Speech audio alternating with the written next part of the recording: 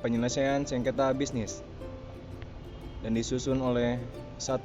Saidi Ali, 2. Cecilia Teme, 3. Shirley Zikria. Penyelesaian sengketa bisnis ini ada beberapa poin dan akan saya jelaskan satu persatu. 1. Ada pengertian dasar sengketa. 2. Karakteristik sengketa bisnis. 3. Terjadinya sengketa bisnis. 4. Penyelesaian sengketa bisnis. 5. Lembaga peradilan. 6. Negosiasi. 7. Mediasi. Dan ke-8 ada arbitrase. Ada yang tahu apa itu sengketa? Sengketa adalah perilaku pertentangan antara dua pihak atau lebih yang berawal dari persepsi yang berbeda tentang suatu kepemilikan atau hak milik yang dapat menimbulkan akibat hukum antara keduanya. Sengketa juga bisa terjadi dalam dunia bisnis karena masing-masing pihak berbeda pemahaman mengenai isi perjanjian atau salah satu pihak tidak melaksanakan kewajiban dengan sebagaimana yang telah diperjanjikan. Karakteristik sengketa bisnis. Setiap persengketaan bisnis akan mempunyai ciri khas tersendiri yang membedakan sengketa yang satu dengan sengketa lainnya. Berikut beberapa karakteristik sengketa bisnis yang dinyatakan dalam parameter antara lain. Parameter subjek. Pihak-pihak yang terlibat dalam sengketa bisnis, baik secara langsung maupun tidak langsung, baik perorangan maupun badan hukum. Parameter objek. Hal yang berkaitan dengan pelanggaran dan penyimpangan aktivitas bisnis beserta akibat hukumnya. Akibat dari pelanggaran dan penyimpangan tersebut mengakibatkan kepentingan salah satu pihak dirugikan oleh pihak lain. Parameter hukum yang berlaku. Aturan hukum manakah yang mengatur aktivitas bisnis? Bisnis harus tunduk kepada aturan hukum yang berlaku baik tertulis maupun tidak tertulis, kebiasaan, konvensi, dan perjanjian-perjanjian internasional. Latar belakang terjadinya sengketa bisnis. Sengketa bisnis timbul dari pihak-pihak yang terlibat dalam kegiatan bisnis dan perdagangan, termasuk unsur-unsur yang lebih luas seperti pekerjaan, penghasilan, mata pencaharian, dan keuntungan. Adapun di balik terjadinya persengketaan bisnis adalah antara lain 1. Wan prestasi, yaitu salah satu pihak tidak dapat atau gagal menjalankan isi kontrak yang sudah disepakati bersama. Kedua, kerugian salah satu pihak. Akibat dari tindakan lain dari salah satu pihak, maka mengakibatkan kerugian pihak lain. Yang ketiga, perbuatan melawan hukum. Salah satu pihak atau kedua pihak melanggar ketentuan hukum yang ada sehingga berpotensi berujung pada konflik. Ada beberapa pengelompokan sengketa bisnis. Yang pertama, ada sengketa perniagaan, sengketa dalam bidang tata niaga atau jual beli. Sengketa perbankan, umumnya terjadi pada pinjam-meminjam. Sengketa keuangan, adanya perselisihan mengenai nilai tertentu antara pihak yang satu dengan pihak yang lain. Yang keempat, ada sengketa investasi, melakukan investasi dengan janji pemberian keuntungan dalam jumlah dan waktu tertentu. Kelima, sengketa perindustrian, muncul dari perselisihan antara dua perusahaan atau lebih baik yang berkaitan dengan persaingan usaha, kepemilikan atas kekayaan intelektual, dan lainnya. Yang keenam, ada sengketa haki, klaim atas merek, paten, desain industri, dan lainnya yang telah dimiliki oleh suatu perusahaan namun diklaim sebagai milik perusahaan lain. Ketujuh, ada sengketa konsumen, mengenai perlindungan hak konsumen atas barang atau jasa yang telah dibeli atau digunakan olehnya. 8. Sengketa kontrak, mengenai pelaksanaan kontrak atau perjanjian yang telah disepakati. 9. Sengketa perburuhan, karena adanya perselisihan antara buruh atau tenaga kerja dengan perusahaan selaku pengusaha mengenai perselisihan hak buruh. 10. Sengketa perusahaan, muncul karena adanya perselisihan antara perusahaan yang satu dengan yang lain.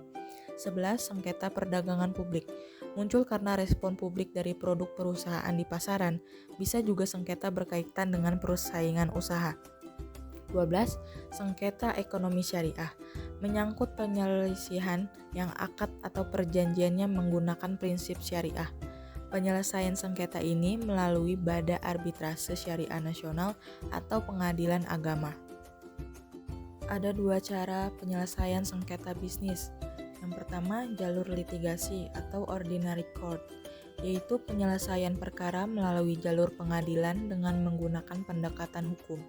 Yang kedua, ada jalur non-litigasi, yaitu penyelesaian di luar pengadilan dengan menggunakan mekanisme yang hidup di masyarakat seperti musyawarah, kekeluargaan, dan perdamaian. Selanjutnya ada lembaga peradilan.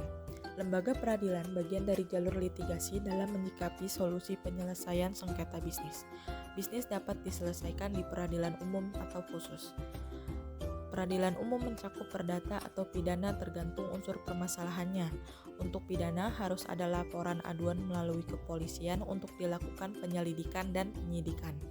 Selanjutnya diteruskan ke kejaksaan dalam rangka penuntutan dan setelah itu dilimpahkan ke pengadilan untuk disidangkan dan diputuskan.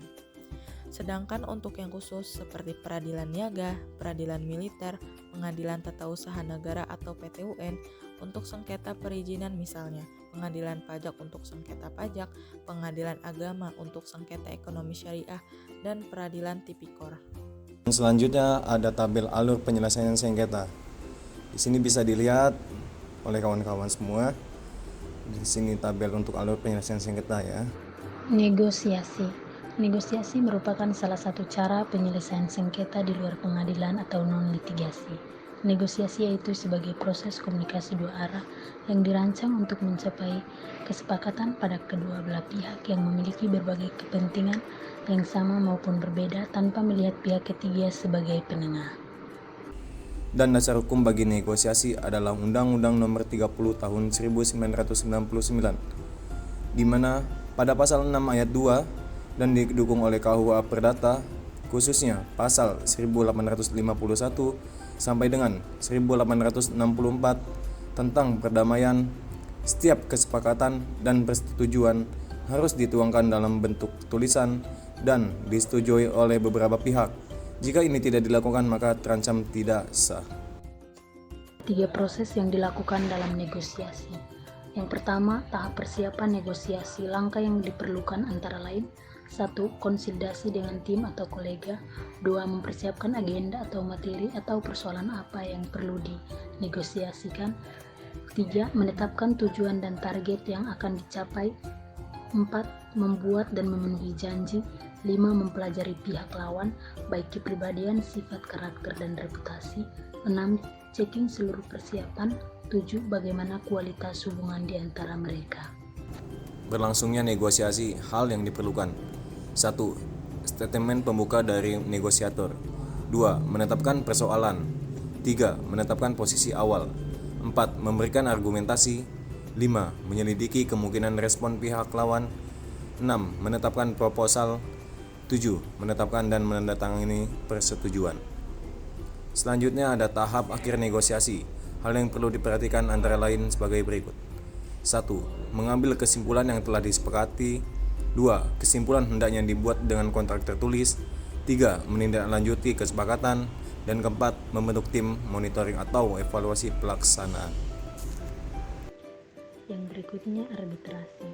Pengertian arbitrasi dari pendapat pakar seperti Frank L. Corey dalam bukunya Arbitration Works menyatakan bahwa arbitrasi adalah suatu proses yang mudah dan sederhana yang dipilih oleh para pihak secara sukarela yang ingin perkaranya diputus oleh juru pisah yang netral. Pakar yang kedua, pakar lokal, yaitu Abdul Qadir Muhammad, menyatakan bahwa arbitrasi merupakan badan peradilan swasta di luar lingkungan peradilan umum yang dengan khusus dalam dunia perusahaan. Arbitrasi artinya peradilan yang dipilih serta ditentukan secara sukarela oleh pihak-pihak pengusahaan yang bersengketa. Prinsip yuridis dari arbitrase adalah separabilitas, yaitu suatu kontrak arbitrase atau kalula arbitrase secara hukum dianggap berdiri independen terpisah dari kontrak pokoknya dan sah serta memiliki kekuatan hukum penuh. Ada 2 bentuk arbitrase, yaitu lembaga ad hoc dan institusional permanen. Untuk mengetahui dan menentukan apakah arbitrase yang disepakati oleh pada pihak adalah ad hoc atau institusional, hal itu dapat dilihat dari rumusan klausula kontrak, apakah pactum de competendo atau akta kompromis. Saat ini ada 3 organisasi resmi yang memberikan jasa administrasi arbitrasi. Yang pertama, BANI, Badan Arbitrasi Nasional Indonesia, dibentuk pada tanggal 3 Desember 1977, diprakarsai oleh Kadin Indonesia yang bertujuan untuk menyelesaikan sengketa perdata yang bersifat perdagangan dan industri secara nasional maupun internasional.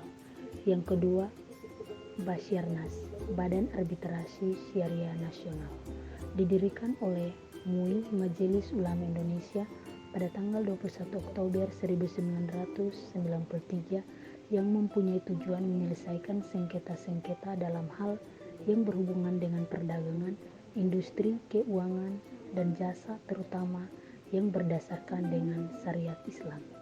Yang ketiga, P3BI, Panitia Penyelesaian Perselisihan Bisnis Indonesia, didirikan oleh kalangan bisnis dan di dunia usaha pada tahun 1996 dalam rangka menyelesaikan sengketa bisnis di antara mereka.